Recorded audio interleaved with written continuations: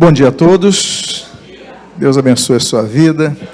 Fomos muito abençoados com esse louvor, não é verdade, meus amados irmãos? Hoje nós vamos trazer um estudo a respeito do tema que está em tela: horóscopo, signos e astrologia à luz da Bíblia. Esse estudo, ele é pautado em um livro que eu lancei há um tempo atrás. Esse livro está ali disponível. E todos os slides que serão aqui expostos, naturalmente estarão disponíveis pelo YouTube, mas também estão aqui, são retirados deste livro. É um tema muito importante e eu coloquei no início de um ano, porque no início de um ano nós buscamos muitas direções, muitas orientações, temos muitos alvos, e muitas vezes nos são apresentadas propostas que vão de encontro ao que a Bíblia diz. E, infelizmente, nós percebemos que parte daqueles que se dizem cristãos, eles, hora ou outra, consultam horóscopos. O que para nós, que somos nascidos na igreja, isso sempre foi inaceitável. Mas nós vemos uma geração de pessoas que o fazem, muitas vezes porque lhe falta, naturalmente, conhecimento, e não apenas temor ao que está escrito na Bíblia. Eu convido então a que você abra a sua Bíblia no livro de Gênesis, capítulo 1, e talvez alguns já saibam esse texto de cabeça, que é o primeiro dos versos, primeiro registro da Bíblia, primeira palavra, Bereshit, e a Bíblia diz: no princípio criou Deus os céus e a terra. No princípio criou Deus os céus e a terra. Oremos. Pai amado, Deus bendito, lemos a tua santa e preciosa palavra e pedimos, Deus, fala conosco nessa série de estudos, para que sejamos pela tua palavra clarificados, instruídos, e muitos, Pai, sejam despertados diante da realidade espiritual com a qual se engessaram. Senhor, que nós pedimos pela tua verdade que nos liberta, nós fazemos agradecidos em nome de Jesus. Amém e amém. A astrologia é uma pseudociência atrelada ao esoterismo e que tem por base crendices e superstições de povos antigos que entendiam que parte da criação de Deus, no caso, os astros, eles podem influenciar na vida das pessoas e podem também anunciar os eventos que hão de ocorrer a estas pessoas. Mas a astrologia, por causa disso, essa crendice, essa superstição, ela não apenas fica na esfera da ignorância bíblica, mas o próprio texto sagrado ataca frontalmente todo tipo de consulta que não seja a Deus em relação ao nosso futuro. Tudo aquilo que nós cultuamos, tudo aquilo a quem nós sacrificamos, tudo aquilo a quem nós buscamos, que não seja Deus a direção de nossas vidas, acaba se tornando um ídolo, acaba se tornando algo que se interpõe entre nós e a adoração a Deus, entre nós e o reconhecimento da exclusividade de Deus sobre os destinos de nossa vida. E o texto, por exemplo, de 1 Coríntios, capítulo 10, versículo 9, que você está lendo, diz assim: que digo, pois, que o sacrificado ao ídolo é alguma coisa? Ou que o próprio ídolo tem algum valor? Antes, digo que as coisas que eles sacrificam o quê? Demônios que as sacrificam, e não a Deus. E eu não quero que vos torneis associados aos demônios. Se tem um texto na Bíblia que diz que a pessoa se torna sócia de demônios, é esse. Ter sociedade com demônios, se eu perguntar se alguém quer ter, não quero, ninguém quer. Mas todos aqueles a quem nós sacrificamos, a quem nós buscamos direção, quando nós cultuamos um ídolo, atrás deles, ao redor deles, envolto a esse sentido da idolatria, está o mesmo espírito de Satanás quando quis receber o culto a Deus, devido a Deus, quando quis receber a adoração que era exclusiva a Deus, e por causa disso, ele foi precipitado dos céus. Então, meus amados irmãos, nós temos que ter dois conhecimentos a respeito da astrologia. Primeiro, ela é inútil, totalmente ilógica, sem nenhuma base bíblica em relação aos seus efeitos. Mas ao mesmo tempo que nós tramitaremos em relação à sua inutilidade, nós falaremos da sua nocividade, porque em termos espirituais, ela traz malefícios. E o que nós vamos tratar então, nestas manhãs, desses 2 próximos domingos, deste e do próximo, nós falaremos a respeito disto. Temos que entender que são 4 letras que diferenciam a ciência da pseudociência. A ciência é a astronomia, e a pseudociência é a astrologia. E aí nós temos astron, que significa estrela, e nomos, que significa lei ou regra. Nomos é lei, daí vem deuteronômio, leis secundária, anomia, eles não se pautam em regras, são pessoas, enfim, tudo que tem nomos é lei, regra, coisas que são muito definidas. Agora, a astrologia, ela trabalha não apenas a questão da estrela, o astron, mas também na logia, que é o estudo, que é a pesquisa, que são, enfim, narrativas, palavras, daí vem logos. Então, mas isso não é algo comprovado. Então nós temos que diferenciar astronomia, ciência, astrologia, pseudociência. Pois bem, a base da astronomia, que vai dar toda a estrutura para que sejam feitas as elucubrações que pautam os horóscopos, que hoje estão disponíveis em tudo. Eu estava ouvindo uma rádio, a gente ouve rádio no carro, daqui a pouco, agora vou chamar a fulana de tal, com o horóscopo do seu dia e tal, e ela começa a dar, falei, gente, no caso do mês que eu nasci, porque ela falou, os nascidos entre o dia tal e o dia tal, ela falou, totalmente o oposto do que eu vivi naquele dia. Eu gravei aqui, eu falei, quero ver que você vai cumprir totalmente o oposto, hoje o dia vai ser para isso, é ilógico. Claro que vai acertar em alguns casos, em outros vai bater na trave e em outros vai ficar totalmente fora. Por quê? Porque não é uma ciência, é uma pseudociência. Então, mas qual é a base disso? A base disso são os cultos animistas e são os cultos politeístas. Animismo, aquilo que nós colocamos o ânimo, o ânimos. Então, é o culto ao sol, o culto à lua, o culto à árvore, o culto a uma pedra específica. E o politeísmo, uma série de divindades que são cultuadas, que vão aí surgindo nas mitologias. Então, isso vai além da ciência. Mas como é que começa tudo isso? Vivemos hoje numa época urbana.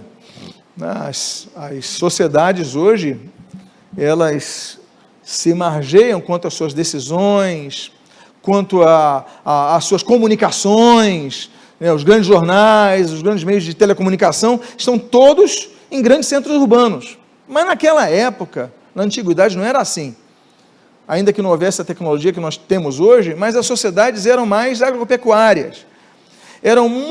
Mas as comunicações saíam das pessoas que estavam no meio da agronomia, da agricultura, então elas dependiam muito da percepção dos céus, porque elas sabiam, por exemplo, que no verão podia haver seca, o sol era mais intenso, algumas de suas culturas, elas não floresceriam, não dariam fruto no verão, assim como no inverno. Em algumas regiões, o inverno, por ser muito, muito forte, também não ajudariam. Então, eles tinham que ter uma percepção das épocas do ano, do período que tem mais calor, do período que tem mais frio. O período, por exemplo, o sol mais intenso, mais chance de queimadas, mais chance daquelas palhas secas, elas virarem fogo. Então, mais prejuízos. Então, eles temiam o fator do sol. Então, eles começam a oferecer sacrifícios ao sol. E em muitas culturas, não estou até apenas no Oriente Médio, Estou no Oriente próximo, estou no Oriente distante, estou no Extremo Oriente, estou também nas culturas incas, as maias. Nós temos então vários cultos ao sol, pedindo ao sol que tenha complacência, tenha misericórdia, que não haja tantos incêndios, que a colheita seja boa, porque as sociedades eram assim.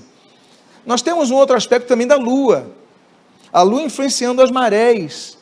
A verdade, que eu não sei aqui quantos pescam, mas não, camarão, hoje é dia vai dar mais camarão, porque eles vão subir mais, não é isso? Os fitoplânctons, então, sobem mais, os peixes vêm mais à tona para você pescar, é mais fácil de pescar, então as marés facilitam, mas não só apenas no mar, até aqueles que estudam os leões, por exemplo, sabem que depois da lua cheia, os leões atacam mais à noite. Porque na lua cheia, aí tem fatores aí que são, claro, num dia que não esteja nublado, está mais claro, então os animais, eles conseguem perceber a chegada do leão e fugir. O leão não tem tanto sucesso na lua cheia, então ele fica mais fraco, e nos dias seguintes da lua cheia, quando então vai ficando menos clara, a menos claridade, o leão está mais faminto, está com mais necessidade de comer, e os animais não estão chegando tão bem, ele come mais, então as pessoas, olha, não é período para a gente sair na floresta nesse período. Então, há situações que naturalmente os astros, por uma questão até lógica, elas mudam, e as culturas e as sociedades, elas vão vendo, então elas começam a oferecer oferendas, de maneira, e aí é o animismo, então eles vão oferecendo oferendas ao sol, oferendas à lua, e aí vai se passando o tempo, e começam então a dar nomes a isso. Eles veem, nós precisamos de cultuar o sol, nós precisamos cultuar a lua, e nós temos aí vários nomes para os deuses sol e para os deuses lua. Por exemplo, nós temos o Hélio, os gregos chamam o deus sol de Hélio, Ra para os egípcios, Inti para os incas, Shamash para os acadianos, e o deus lua, Jericó, para os cananeus, Sim, daí vem o deserto de Sinai, um deserto dedicado ao deus lua, o cônsul, a Febe, que é inclusive o nome de uma diaconisa em Romanos capítulo 16, para os gregos, Aku, alguns nomes que nós conhecemos da Bíblia, tem o termo Aku no meio, para os babilônios. Então o que acontece? Eles começam a dar uma roupagem humana, uma roupagem não só humana, mas divina, às criações de Deus. Por quê? Porque se a lua me ajudar, eu vou comer mais. Porque o sol me ajudar, eu vou ter uma colheita melhor. Então eles começam a traçar as suas agendas através do que eles percebem nos céus. E o que acontece? Começa a ver, então, mas o Deus deles é mais forte que o meu, não sei o que, o Deus Sol deles é mais forte que o meu, não, tem diferenças, porque esse pede esse tipo de oferenda, o meu Sol pede esse outro tipo de oferenda, e aí começam a analisar mais profundamente a posição do Sol, a posição da Lua, como eu falei para vocês, a Lua cheia, a Lua minguante, então eles começam a analisar isso e começam a se definir pela posição dos astros, e a Lua nós sabemos que é uma questão de magnetismo, uma aproximação de 4 centímetros da Lua, ela vai alterar completamente a Terra, e da mesma forma que a Terra atrai a Lua, ela é um satélite, ela é lançada para distante, pelo movimento de rotação da Terra. Então, mas esse fator, essa aproximação e esse distanciamento, eles vão fazer com que as pessoas acreditem no poder do próprio astro. Eles falam assim, não é uma coincidência. Só que eles começam a olhar e começam a ver também as posições dos demais astros. Aqueles astros, que é o termo, a tradução seria estrelas, eles começam a olhar aquelas estrelas, eles começam a ter essa posição, e começam a fazer correlações da posição das estrelas. E eles definem, e começam a definir 12 formas que eles enxergam. Isso daqui tem uma forma de um escorpião, isso daqui tem uma forma de um capricórnio, isso daqui tem uma forma de... E começam a dar formas, e dessas formas que o homem cria, e o homem cria pela sua percepção, porque se nós vivêssemos naquela época, que os primeiros registros foram notados, nós podíamos dar outros nomes e outras formas. Se nós pegarmos um mar de estrelas, nós podemos montar qualquer tipo de forma, na verdade, assim como nuvens. Se nós tivéssemos as nuvens fixas, nós podíamos dar a mesma forma. O que você está enxergando nessa nuvem? Eu enxergo algo. Aí você, eu enxergo outra coisa. Aí você, eu enxergo outra coisa. Há uma variação nisso. Então, essas constelações, das inúmeras, porque, volto a dizer, tudo se pauta em 12, mas a partir daí, eles começam a denominar os signos. E aí, por causa disso, dessas perspectivas, da dependência da agricultura, da fome das pessoas, das construções, por exemplo, do subir das águas que acaba inundando a cidade, destruindo colheita, destruindo... Então, tudo isso, os reis, as pessoas com poderio econômico, elas começam a dar um apoio muito forte àqueles sacerdotes nas regiões politeístas, que eles pudessem, então, a adivinhar o futuro. E aí, meus amados irmãos, eles começam a ter tanto poder como os feiticeiros tinham até então. Quando começam a colocar uma forma, ainda que pseudocientífica, mas com uma explicação menos intuitiva, porque, por exemplo, no Egito as pessoas pegavam, matavam um animal, abriam o animal, pegavam o intestino e falavam, olha, vai acontecer isso. Era uma questão intuitiva, então tudo bem. Mas os astrólogos, eles começam a dar uma, abre aspas, explicação. Está vendo aquele conjunto? Ele nasceu quando aquele conjunto estava... Então ele começa a dar uma explicação que aquelas pessoas que ficavam, e aí, o que está dizendo esse intestino que você tirou dessa galinha? Não, espera aí, tem uma lógica aqui, tem uma linha. E eles começam então a pautar a fé deles nisso. E aí nós começamos então a uma mudança na valorização dos meros feiticeiros para aqueles que, abre aspas, estudavam os astros, porque começavam a ter mais uma credibilidade maior. Esse contexto é visto na Bíblia, em algumas ocasiões. Eu cito aqui 2 textos apenas. O da época do rei Josias, e nós temos ali na preparação da entrada de Israel para a terra prometida. O primeiro texto está em 2 Reis, capítulo 23, e diz ali o versículo 5.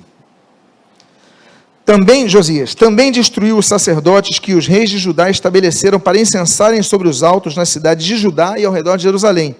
Veja que isso não estava só no Egito. Veja que isso não estava só na Babilônia. Veja que isso estava em Israel, na própria Jerusalém, no povo que já tinha ocupado a terra prometida, que já tinha as leis de Deus. Mas ainda assim os reis começaram a valorizar os astrólogos.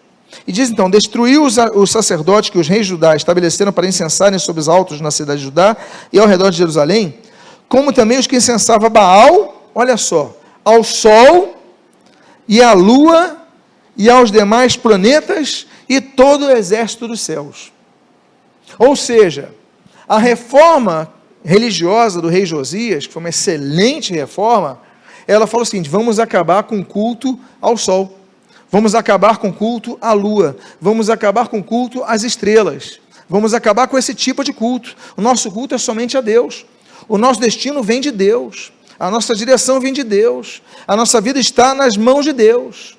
Então, Josias faz essa reforma, mas você vê, e é por isso essa mensagem importante para ser dada na igreja, que de tempos em tempos tem que ser alertado o povo de Deus, porque apesar deles terem a Torá com eles, eles adentraram nessa onda da astrologia.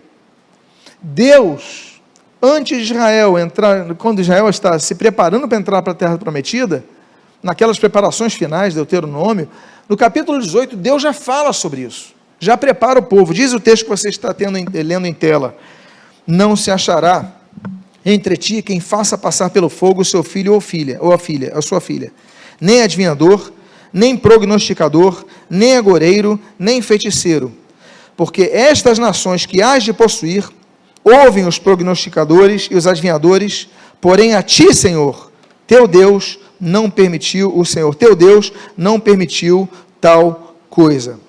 Então, meus amados, nós temos que entender, Deus já falou, olha, não se mistura, vocês vão entrar numa outra terra, nessa terra as pessoas consultam os deuses, consultam as estrelas, consultam o sol, consultam a lua, não faça isso. Deus falou claramente para Israel, mas não adiantou, porque no tempo de Josias ele teve que acabar com esse tipo de culto. E é o mesmo caso que nós vemos na igreja. Tem muito cristão que diz que a sua vida pertence ao Senhor Jesus e consulta horóscopo. Então, tem que ser derribado esse altar que está em Jerusalém. Tem que ser derribado esse altar que está nas igrejas, na vida de famílias. E as pessoas, então, elas começam e conforme a sua região, começam a aumentar a forma de culto. Nós temos, por exemplo, os megálitos de Stonehenge, na Inglaterra, e nós temos esse daí eu tirei lá perto de Évora, Portugal. É o Cromeleque dos Almendres. Ali nós temos 95 megálitos. E aquele de baixo, que é o número 64, é o maior dos megálitos, dedicado, então, ao sol, enfim. Aí as pessoas vão criando, então, suas formas de culto aos deuses. E não só nos Almendres, não só em Stonehenge, em tantos lugares, em povos e culturas diferentes, que não se conheciam, as pessoas vão criando as suas sistemáticas de adoração. Bom, já vimos algo do que a Bíblia fala sobre astrologia. E o que mais a Bíblia fala sobre astrologia? Primeiro, a Bíblia revela sobre a origem pagã da astrologia. Em Deuteronômio, capítulo de número 17, nos versículos 2 a 4, nós lemos assim: quando no meio de ti, em alguma das tuas cidades, que te dá o Senhor teu Deus, ou seja, a terra prometida, se achar algum homem ou mulher que proceda mal aos olhos do Senhor, teu Deus, transgredindo a sua aliança, que vai e sirva outros deuses e os adore, ou ao sol, olha só, ou à lua, ou a todo exército do céu, que eu não ordenei, e te seja denunciado e o ouvires, então indagarás bem, e eis que, sendo verdade e certo, que se faz tal abominação em Israel. Deus falou, olha, se tiver, você vai entrar numa terra que o pessoal cultua sol, lua e estrelas. O pessoal busca proteção, procura o destino no sol, luz e estrelas. Olha, se você entra lá e você encontrar alguma pessoa que faça assim, no meio do povo de Israel, avisa isso, é abominação ao Senhor. Você está vendo, então, como esse tipo de consulta não tem apenas o seu lado inútil quanto à sua efetividade, mas tem o seu lado nocivo em relação à espiritualidade? Deus chama de abominável os que fazem isso. Outro texto, Jeremias, capítulo 10, nós lemos o seguinte, eu não coloquei aí, eu vou ler então o que está aqui. Assim diz o Senhor, não aprendais o caminho dos gentios, nem vos espanteis com os sinais dos céus, porque com eles os gentios se atemorizam. Então, qualquer coisa que aconteça nos céus, os gentios, eu vou me basear nisso, então não se atemorizem como eles. Nós temos que buscar o Senhor, a solução do Senhor, a direção do Senhor. O nosso futuro é o Senhor quem nos dá, pelo seu Espírito, através de sua palavra. Deus proíbe o seu povo de se seduzir pelos atos, cultuando. O próprio Deuteronômio, capítulo 4, versículo 19, diz: guarda-te, não levantes os olhos para os céus, e, olha só o que diz o texto, vendo o sol, a lua e as estrelas, a saber, todo o exército dos céus, sejas seduzido a inclinar-te perante eles e deis culto àqueles, coisas que o Senhor teu Deus repartiu a todos os povos debaixo dos céus. Então, volta, Deus mais uma vez enfatiza, a gente não vai se inclinar perante eles, a gente não vai adorar eles, não vai buscar direção a eles, são criações de Deus, são inanimados, e mais um texto, Deuteronômio 7, bom, enfim, já citei o Deuteronômio 17 aqui.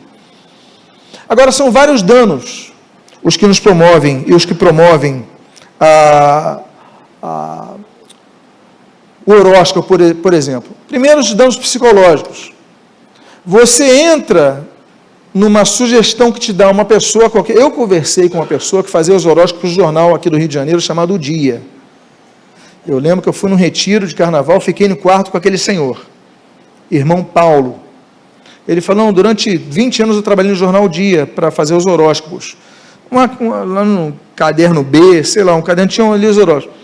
Eu falei, como é que você fazia? E eu pensando, não, você então buscava uma direção, fazia. Eu falei, não, eu tinha um monte de coisa ali, eu pegava ali na minha caixinha, vai ser isso daqui. Eu falei, poxa, mas eu pensei que tinha algo mais cerimonial. Eu falei, não, dependendo do dia, eu falava, vou botar isso daqui, vou botar aqui. Por isso que os jornais se contradizem. Por isso que eles se contradizem. Um fala, hoje o dia está bom para negócios, outro, hoje o dia não é bom para negócios. Aí você fala, e é a mesma cidade. Então, meus amados, agora, há pessoas que buscam realmente que um espírito caído vai dizer para ele. Mas os danos psicológicos são muito grandes. Porque a pessoa vai entrar numa sugestão de uma pessoa que fala na rádio, não faça negócio hoje, aí você deixa de ter uma oportunidade que podia gerar benefício à sua vida, à sua família.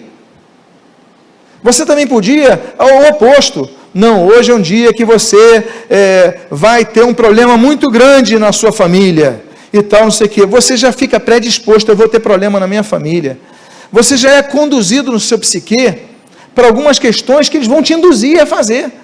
Então, trazem danos psicológicos, trazem danos morais. Hoje é um dia bom para relacionamentos, novos relacionamentos. O cara é casado, a mulher é casada, mas ela crê que os astros estão induzindo ela a isso. Então, peraí, novos relacionamentos. Ou senão o sujeito está namorando com outra, então eu vou terminar porque eu vou começar um novo relacionamento. Então, danos morais, não importa se você, cada um fala, você que é solteiro, vai ter um novo, fala você vai ter um novo relacionamento, e você não se importa com o seu estado, então eu vou me aventurar. Então, causa prejuízos. Mas o pior de todos, como se houvesse prejuízo pior do que estes, é o prejuízo espiritual que causa. Naturalmente, meus amados irmãos, tem espíritos envolvidos com tudo isso. Eu fiz uma pesquisa, essa pesquisa que eu tenho já tem tempo, de 1988.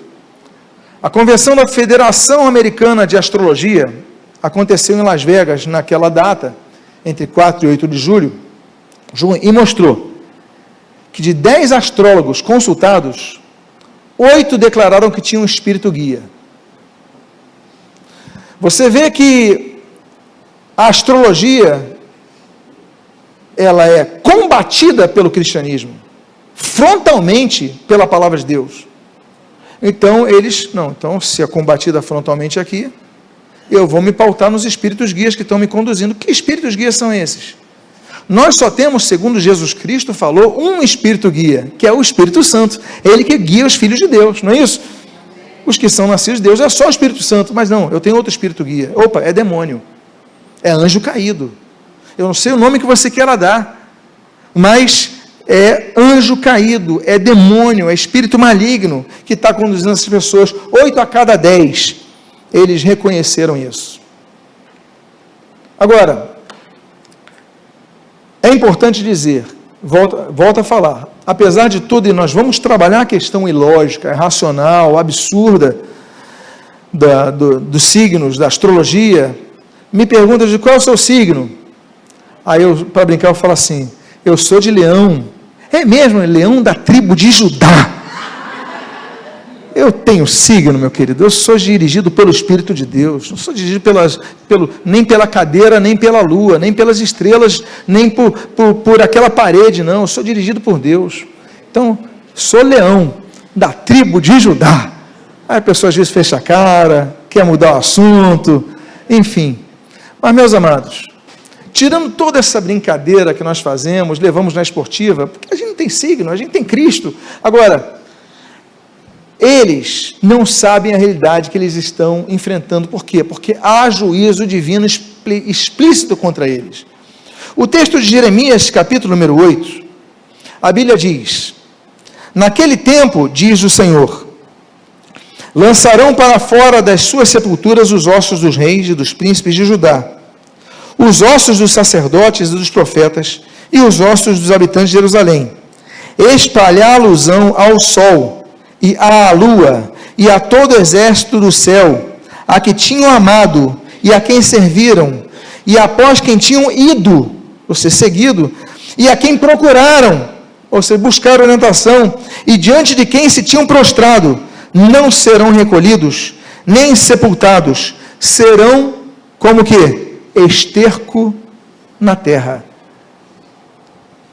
A profecia de Jeremias, ela fala que Deus, e quando fala disso, olha, vai tirar das sepulturas, jogar os seus, espalhar eles, aqueles que consultaram os astros, cultuaram o sol, lua, as estrelas, buscaram direção a eles, foram dirigidos por eles. Olha, esses ossos, eles vão ficar espalhados e eles não vão servir para nada, senão como esterco da terra. Ou seja, é a coisa mais terrível em relação ao desprezo de Deus a esse tipo de gente.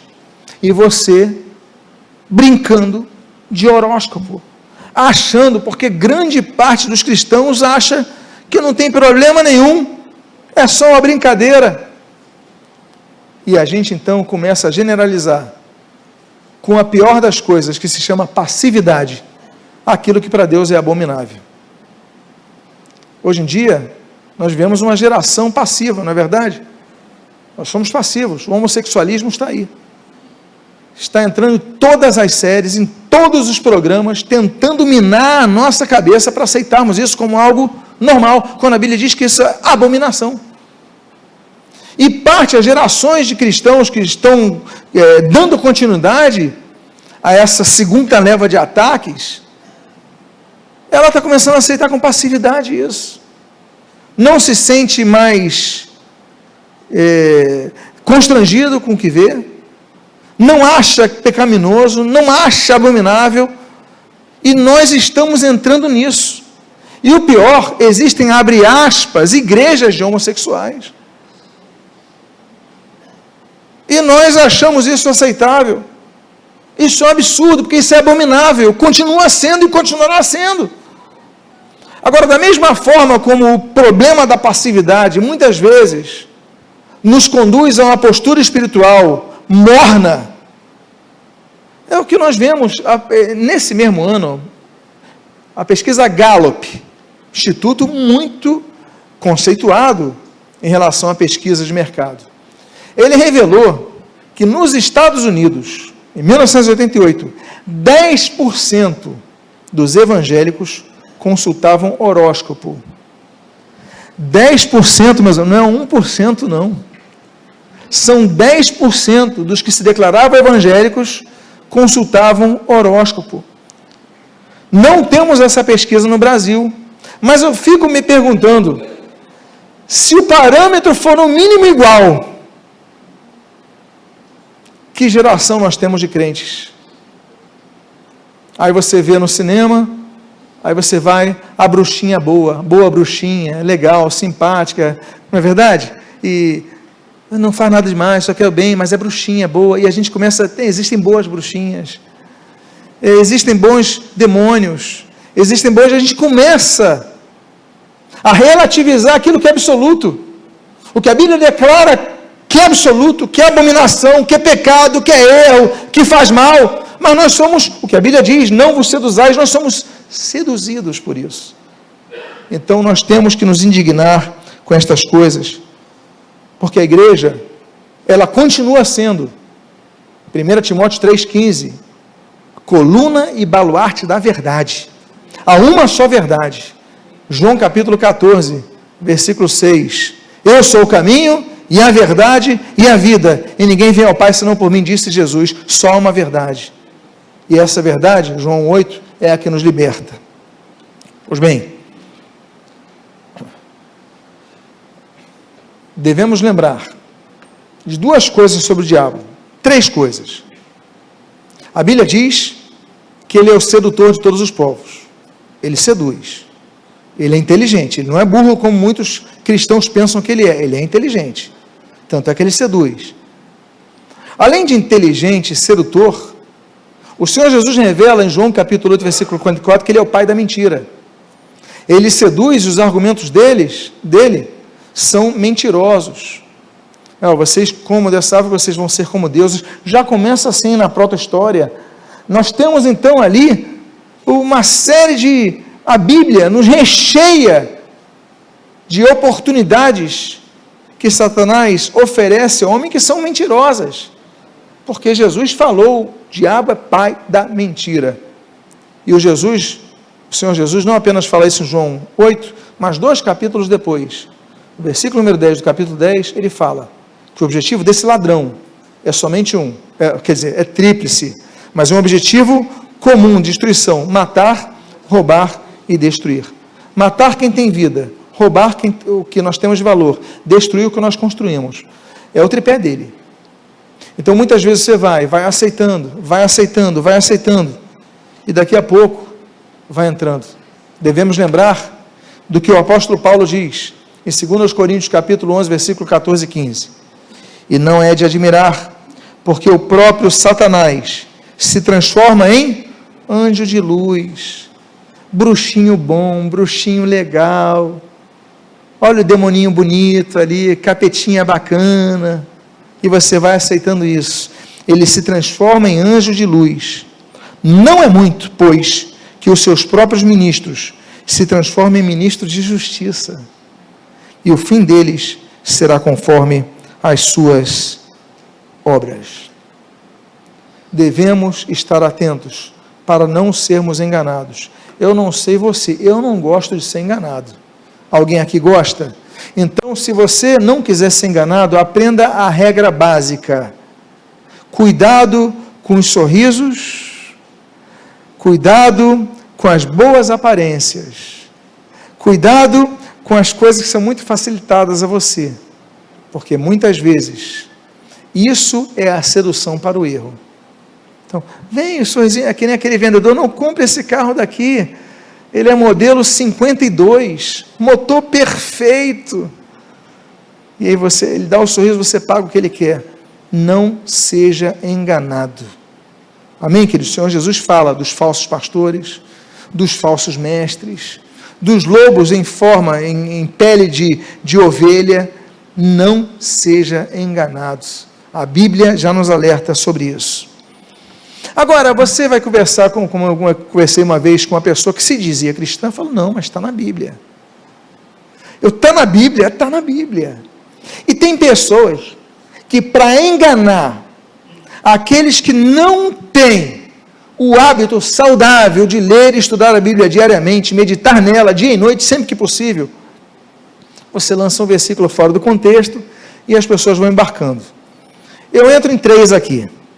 Primeiro deles, os argumentos dos pretensos, eu diria pseudos cristãos que consultam os horóscopos. Aqui que eles falam. Primeiro deles, a questão dos sinais dos céus. Eles citam esse texto que está aí, Gênesis 1,14, no versículo, na primeira parte e na terceira parte do versículo. Diz assim: disse também Deus: haja luzeiro nos firmamentos dos céus, 3 pontinhos, e continua depois: e sejam eles para sinais. Se eu colocar isso, você fala: uau, está na Bíblia. Eles vão ser os sinais para eu seguir, sinais da minha vida, eles vão dar rumo na minha vida. O problema dessas pessoas é que eles se esquecem que os versículos continuam, que o texto tem um contexto, mas que o próprio texto também tem continuação do texto. E se você olhar o contexto, você vai ver o objetivo disso. Mostra, e aí, que ele está falando dos sinais para as estações do tempo, né? Inverno, verão, outono, primavera, e também para a divisão do dia, manhã, tarde e noite.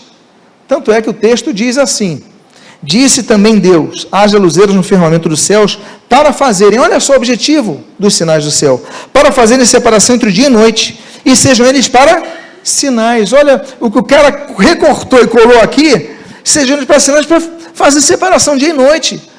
Então, o sol, a lua são sinais para a gente saber o que é dia e o que é noite. E sejam luzeiros do firmamento dos céus para iluminar a terra. O objetivo. E assim fez Deus os 2 grandes luzeiros, o maior para governar o dia, o menor para governar a noite, e fez também as estrelas e os colocou, todos esses astros, no firmamento dos céus para iluminar a terra. Então, o objetivo não é guiar a nossa vida. O objetivo é para que nós tenhamos uma perspectiva de tempo, uma perspectiva temporal. Né? Sabermos as estações do ano, para sabermos o período do dia, e é isso aí que nós temos. Esses são os sinais, então não tira do contexto para a gente não. A segunda coisa que eles falam, é sobre os magos do Oriente. Afinal de contas, todo Natal a gente fala dos magos do Oriente. Diz o texto que eles gostam de mencionar, que é o texto de Mateus 2:1. Tendo Jesus nascido em Belém da Judeia, em dias do rei Herodes, eis que vieram uns magos do Oriente a Jerusalém e perguntavam: onde está o recém-nascido rei dos judeus? Porque vimos a sua estrela no Oriente e viemos para adorá-lo. Bom, eu nem vou sair desse texto, eu vou ficar só nele. Eu vou partir de dois princípios. O primeiro princípio, desenvolvimento linguístico. As línguas, elas são vivas. Falam das línguas mortas, que não se usam mais, o latim, uma língua morta, não vai ter uma palavra nova que vai surgir. Mas os demais idiomas, eles são vivos por quê? Porque surgem os chamados neologismos. Novas expressões vão surgindo. E palavras também vão surgindo. Hoje, é possível que surjam várias palavras no português que amanhã vão estar em nossos dicionários. Nós hoje vemos, por exemplo, nossos dicionários, palavras que nós não tínhamos antes. Deletar. É um termo da anglofonia que nós trouxemos aqui. Como um dia não existia abajur e alguém falou, vai ser abajur, que é um termo já árabe. E a gente vai adotar. Como um dia você pode falar assim, eu vou tirar uma xerox. Há 2 gerações passadas, essa palavra não existia no português. Mas se você falar, vou tirar uma xerox hoje, que é uma marca de uma fotocopiadora, mas hoje todo mundo sabe o que é, não sabe? E está no dicionário, estão nos dicionários. Então, as línguas são ricas. E por serem ricas hoje, isso significa que antes eram mais pobres. É a premissa. E se eram mais pobres, havia menos palavras para traduzirem mais termos. E dessas línguas, nós temos o hebraico, que é muito mais pobre que as línguas latinas, das quais vem o português. O hebraico, uma palavrinha pode ter vários significados.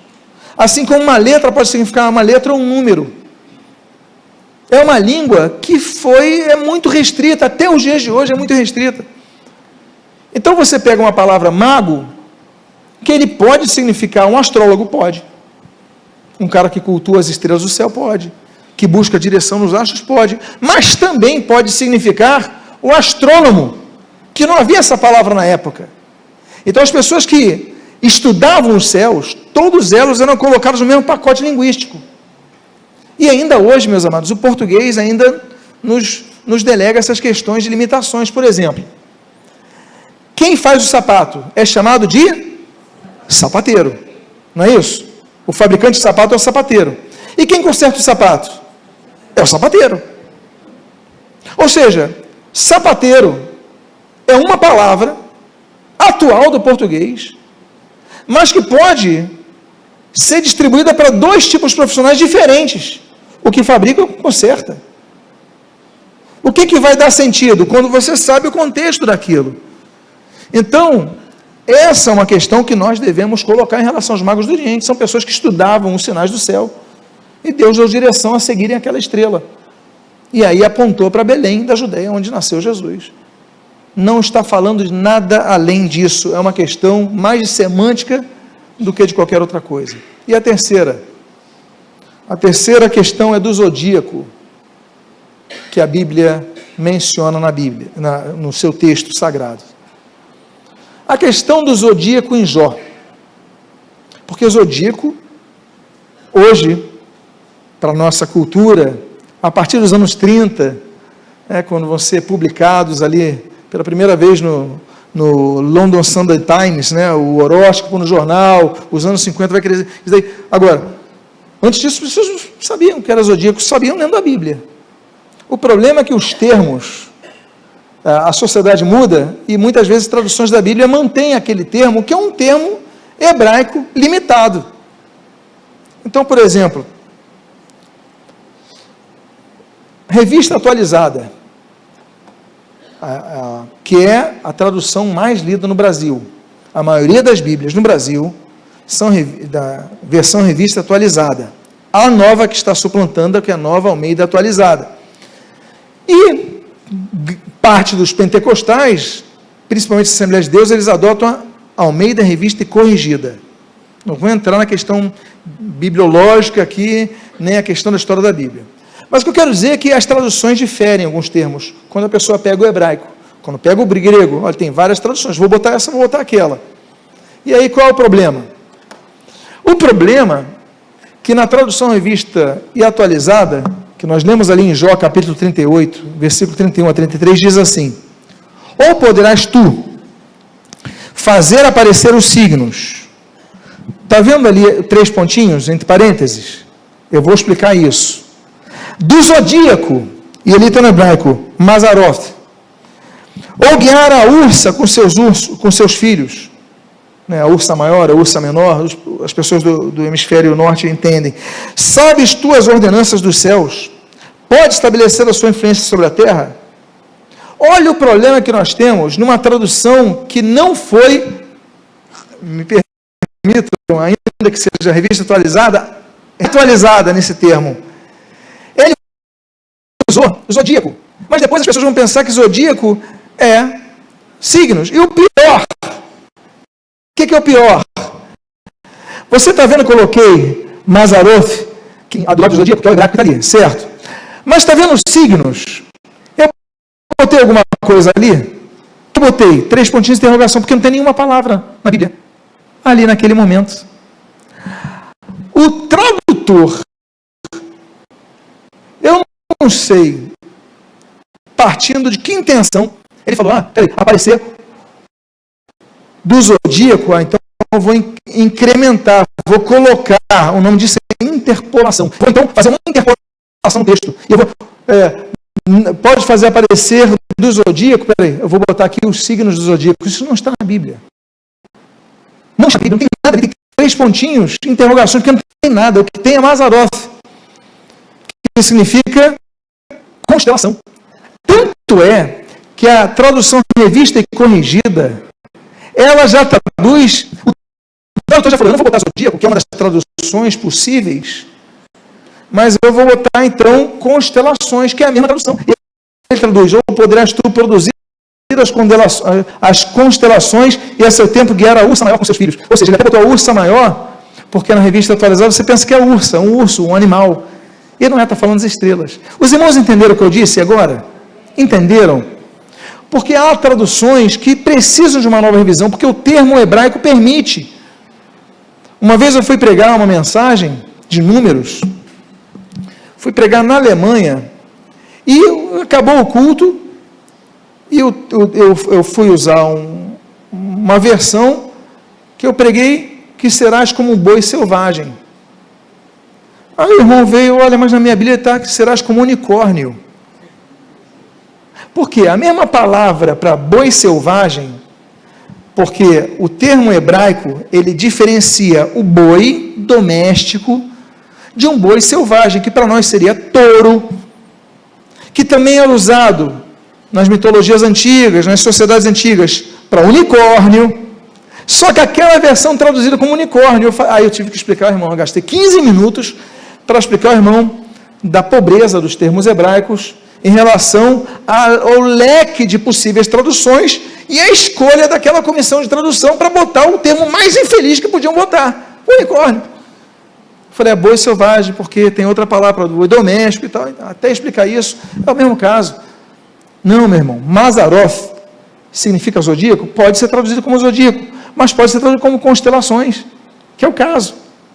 Então, meus amados irmãos, por hoje nós trabalhamos isso daqui. Avançamos bem. E eu tenho certeza que a partir de agora, quando você ouvir, quando você ler, você não vai aceitar isso assim.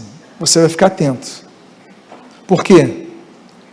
Porque a Bíblia diz que isso é abominação, nos induz ao erro, nos causa danos. Claro, se lançarem 100, vão acertar 20, vão acertar 10, vão acertar 15. Mas e os 80 que podem acertar? Você se arriscaria a fazer parte de 10% de acertos se falarem algo que pode dar 90% de chance? Eu te pergunto, se houvesse uma empresa aérea que fizesse a ponte aérea Rio-São Paulo, e essa empresa aérea, ela tivesse a seguinte estatística: a cada 10 voos, o avião cai 9 vezes. Mas olha, num voo ele chega em São Paulo. O preço é bom, é rápido. Só tem esse problema: a cada 10 voos, 9 caem. Você pegaria esse avião?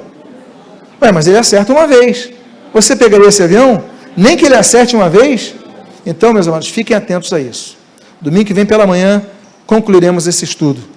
Que Deus abençoe a nossa vida, que você não se permita ser enganado por ninguém, fora da igreja, dentro da igreja, em lugar nenhum, e que você entenda que a tua vida está nas mãos de Deus, e é Deus que dirige a sua vida. Vamos fazer uma oração, vamos ficar de pé, vamos orar ao Senhor. Pai amado, Deus bendito, quando o Senhor Jesus diz, Mateus capítulo 22, versículo 29, errais não conhecendo as Escrituras nem o poder de Deus, quando a tua palavra revela que o teu povo perece porque lhe falta o conhecimento, Pai amado, estamos adentrando a tua palavra.